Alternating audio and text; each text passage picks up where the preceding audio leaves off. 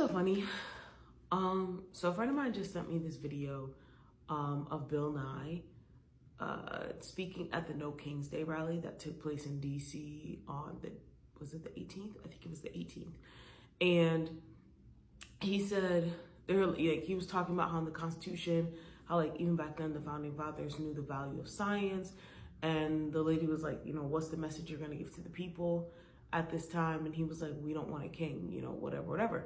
And I was like, what's so funny to me, and I could be wrong, is I think y'all do want a king. And I think that America has always wanted a king. And not always like since inception, but for a very long time, America has wanted a king and has lied to themselves that they don't. Why do I say that? So it's a couple different things. So years ago, I was in Jordan, and I remember speaking to one of my tour guides, and we were talking about politics, and he says to me, he was like, I don't think Jordan needs a democracy. Like, I think we do better under a king. And I looked at him, I'm American, and I'm like, what? Like, I thought he was crazy. I was like, what? Like, he was like, we need a dictator. Like, we need one singular leader. I think we're more effective when we have one leader. I don't think that this like really works. And he was like, but whatever. He was like, I think in the West, like this makes sense for y'all, whatever, but I think that it's better if we do it this way. He was like, but whatever, whatever. And I'm like, whoa, how interesting. And then in my logic brain was like, you're American, that's why you think like that, chill out. And so I was like, okay, what an interesting way to think, in the modern era, to believe like you are better off with a king to make all the decisions for the people as opposed to having the people have a say in it. Now, pause, real quick correction. So I don't know if that was unclear. The country of Jordan is known as the Kingdom of Jordan. Like, it is a kingdom, but they have a parliament. So they have components of a democracy within their country structure, within their political structure. So just to be clear about that. Yeah. I thought that, right? I thought that he was a little like kind of wild for thinking that. But then, one, I read the Bible. Two, I started observing our society. So I'm gonna start with the Bible first. So if you've watched this channel, you know that I reference this section in the Bible so much, because like it literally like changed the way I saw the Bible for a very long time. And I talk, if you follow my TikTok, I talk about other parts of the Bible, but this piece I feel like is, let me be clear before I go into it. I am not a person who believes that the Bible was written and like it's playing out right now. I am a person that believes that well, not all of it is playing out right now, but I believe that there are fundamental lessons that you should take from the Bible. I believe in Jesus Christ. I am a Christian. I believe that the call on every Christian's life is to go and make disciples and to live the way that God teaches us to live, and how we treat other people, how we conduct business, how we raise our families. The Bible is a book of principles about how to live your life well in a way that is pleasing and in relationship with God the Father. That is what I believe. Great. But I believe, like I said, I believe the Bible is a book of principles. Every story in the Bible can teach you something about people and about life, and more importantly, about God. So before I get into going back to this particular story, which is the story of how Israel becomes a kingdom. In 1st and 2nd Samuel, Israel is really kind of run like by the community with a couple elders. And then they have the prophet that, communicates directly with God and gives direction to the elders and things like that. Great. And then the people of Israel get together and they're like, we want to be like everybody else and we want a king. And God's like, what? I believe it was Prophet Samuel at the time. Was it Nathan or was it Samuel? I don't remember. But the prophet at the time was like, what? And he was confused. And God wasn't confused, because God was just like, what is wrong with these people?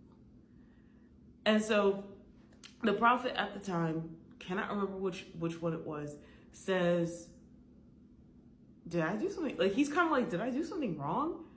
And God's like, no, this isn't a reflection of the fact that you are inefficient, that you're inefficient or ineffective or doing anything wrong as a prophet. This is a reflection of the fact that they are not satisfied, that I am not enough for them, that God is not enough leadership for the people of Israel. They want a king. So God says, I'll give you a king. You can have your king. And in it, he also says, these people do not realize I am their king. That is why, like all these other nations, you don't have a king, because I am your king. And that is it. That is enough.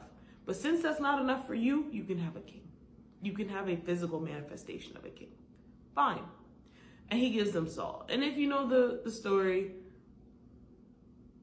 Saul was a mess. And if you know the story of who comes after Saul, it's David. David wasn't perfect either. Who comes after David? His son Solomon. Solomon is known as one of the wisest men who ever lived. He raised them taxes, though. He raised them taxes. He was about them taxes. He participated in religious idolatry and spiritual adultery, because he built temples and monuments to other gods. He was a mess. All of them were a mess for one reason or another. None of them are perfect, because only God is sovereign and perfect. But I tell you this because Israel had the most perfect king, and the most perfect king was God. And they still looked at God and said, we want a human king. We want someone who can make decisions for us that are perfect. God's like, you got that, that's me. And they said, we want a human. We want to be like everybody else. I was like, okay, how does this relate to us? In America, we have a democratic republic. We've had a democratic republic for quite a bit of time, in which we as the people are actually structured to have many countries unified by a federal government, but our primary source of governance happens at the lowest level.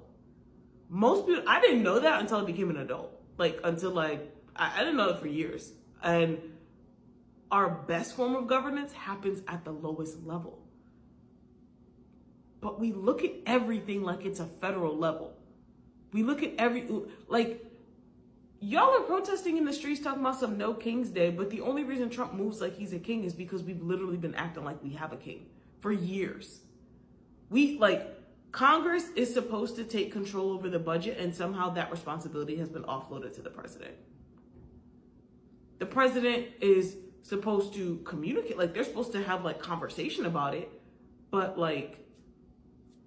Congress is supposed to be representative of all of these states, representative body of the people, and then the president is just really supposed to be a figurehead to the rest of the international community and to unify the states together. So why is it that the only time we actually care is for things that regard the presidency? Well, I bring you back to the reason I mentioned the person in Jordan. Because fundamentally, at our core, we want a king. Y'all said the truth is that you don't realize that when you have a king, that a human man is fallible, is always going to make mistakes. We voted for, Bill Nye said something in that video where he says, we didn't vote for a king, blah, blah, blah, we have the right to vote. Yes, we did. We voted for a king when we stopped engaging our local government. We voted for a king when we stopped going to PTO meetings. We voted for a king when we stopped engaging in small business. We voted for a king when we started expecting our federal government to handle everything, to fund everything. It baffled me because I realized everything about our society we signed off on. Gradually, year after year, we've gradually been signing off on the reality that we have now. And we're looking up it's them, they did it. And the real, you're actually pointing in the mirror. All of us have co-signed on this. Now, if you're 18 and you see this video, it's probably not you. It's not you. But the people who came before you for the past probably 50 years, since the 1970s, we did this. Why are we shocked? Let me know your thoughts in the comments. I'm hitting 10 minutes and I don't want to go over that. Peace. Pause. Real quick correction. So I don't know if that was unclear. The country of Jordan is known as the Kingdom of Jordan. It is a kingdom. but they have a parliament, so they have components of a democracy within their country structure, within their political structure. So just to be clear about that.